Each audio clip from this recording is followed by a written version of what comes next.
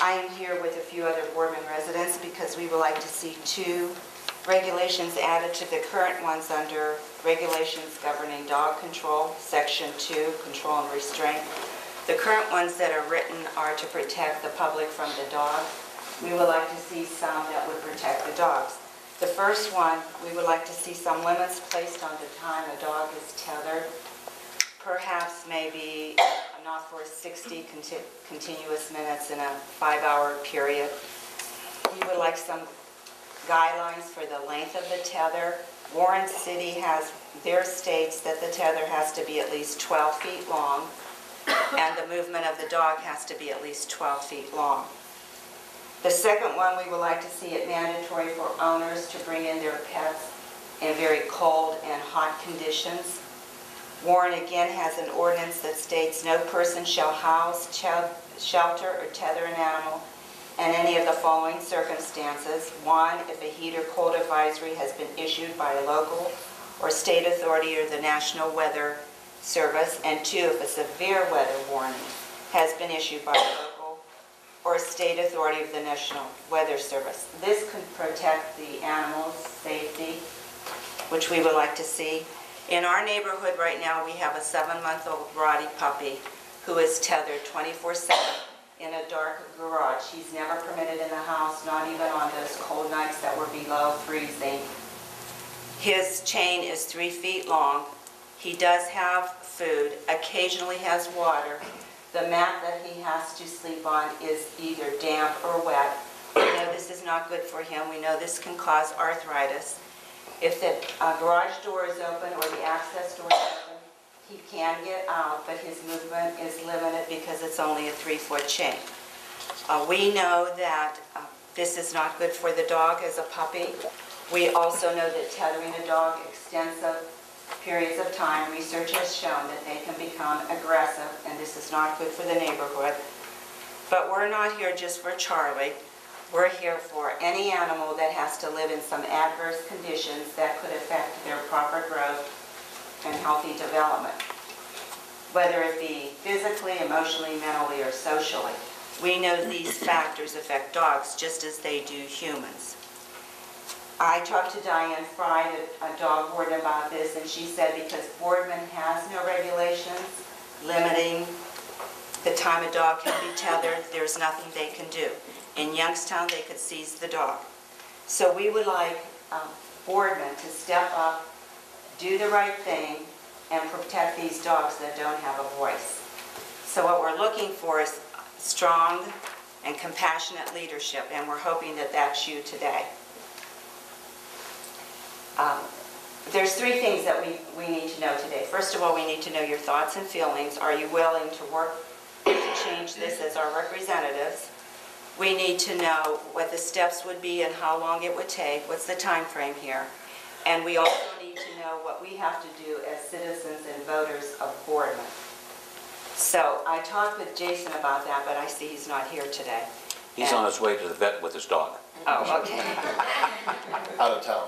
And he expressed to me that this was a concern and that he invited me to come. So we would just like to hear from you, and hopefully we can solve this and protect the animals in Boardman. There's nothing I disagree with what you said as far as what we need to do to take care of them. It's just, I guess my only question is what we are able to do. Yeah, the semantics of it.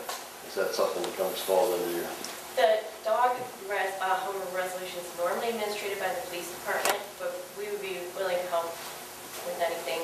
We've gone through many home rule resolution revisions, so we do know the process. Jason knows the process very well. So it's a home rule resolution that needs to be Yes. But I think we need... Anyway. We can assist, but it's administered by the police department, so we would assist them, but they would be the ones who would be the ones responsible for citing under it. They do the loud barking, the dog off the leash, they do the other portions of it now. But I think we need to do some research into what that resolution would say. I mean, there's a far stretch from a dog being in a garage 24/7 on a leash that's 3 foot long and going to starting to set some of the other regulations, and we have to understand what's appropriate and how we can protect the dogs, but at the same time giving the, I guess, a benefit of the doubt to pet owners who are trying to do the right thing and trying to take care of their pets. Correct. My personal issue is that I had a husky who loved to be outside in the winter, and I had a neighbor who thought that it was inappropriate, and the dog was very healthy, lived a long life, and loved being out in the cold weather.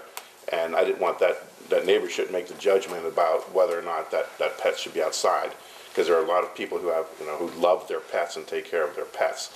And so I think that you're right, there has to be something, but I would like to see us do a lot of research to find out what is the appropriate way to protect those pets, and at the same time giving those homeowners a little bit of, I guess, freedom in how they raise their pets, as long as they do it respectfully. Is that fair?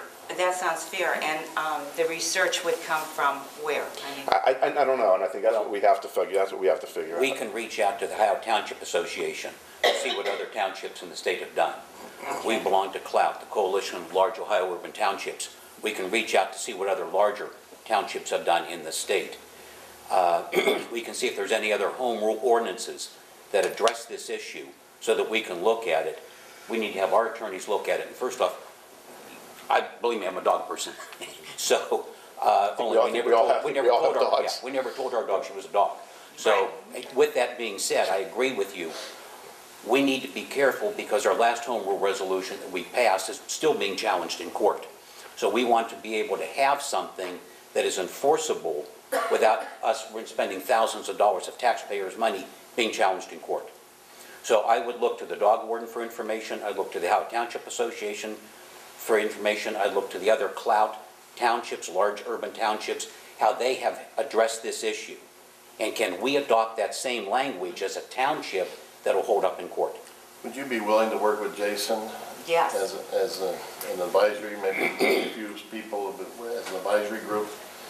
Because I think Jason would be very much interested in working on such a project as well. Yeah, Jason started the pet, Right. what's it called, Paulstown, and it's very, so I think, yeah, we agree with you that there has to be something. I think we just want to make sure that we're thoughtful in what that process would be. And then if we could include some people, like maybe a vet or someone that really knows the development of dogs and what's best for them, would that be appropriate? I think what I would ask is that you get with Jason sometime this week. Okay. And I think maybe between the two of you, you think about a small committee that can do some of that research Okay. and what you're thinking. And then Jason will follow up with the CLOUT. He will follow up with Township asking other Association. townships, because it's an email blast that goes out. Has anybody addressed this in their township? And then they start sending back all their information, so the research will come into us. Yeah, the nice thing is we'll find out what didn't work too. We're not going to reinvent the wheel, but someone has done this probably.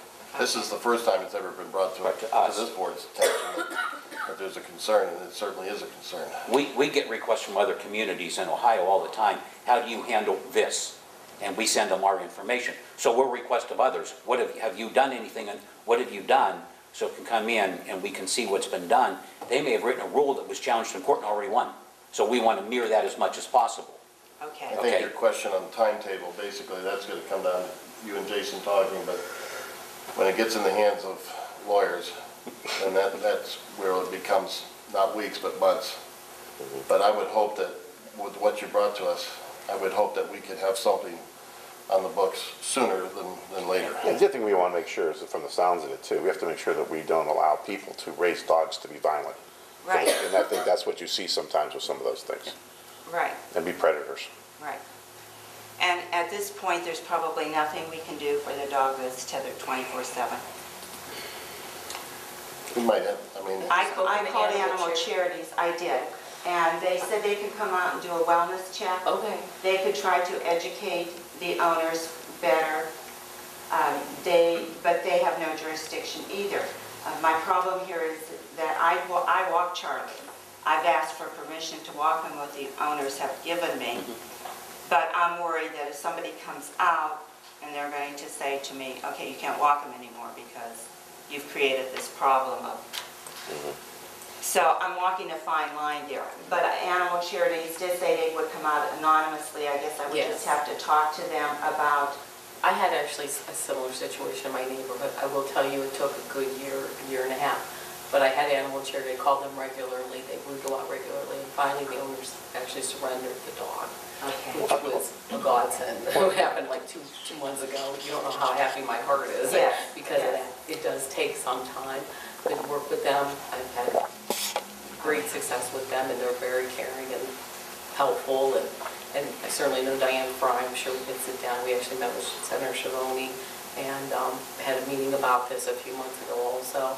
So I'm sure that we can move ahead. Okay. Well, and the one thing is, unfortunately, I don't know about this particular dog you're referring to, but hopefully if we do this right, it'll be in the best interest of, hundreds of dogs, Right. in the future. So that's what we'll try to do. Right. Okay, thank you very much. I appreciate your Well, help. thank you. Thanks for bringing it to our attention. Appreciate it.